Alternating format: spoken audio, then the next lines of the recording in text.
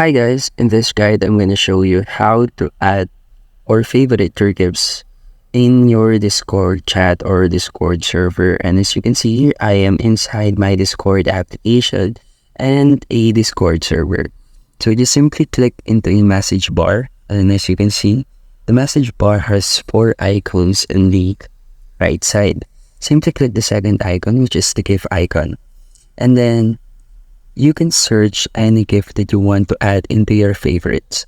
For example, I want to add this cat gift. And then when you hover into a gift, it will show a star icon. Just simply click on the star icon since we want to add this gift into our favorites. And then hit it. And then there is it. We have added this into our favorites. You can also remove it into our favorites by just unclicking it.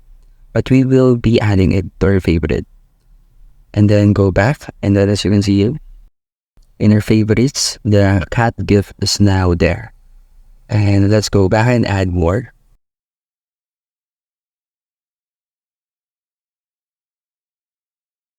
There it is. For this guide, I am happy to show you that we have added gifts into our favorites in our Discord chat or Discord server. And thank you for listening.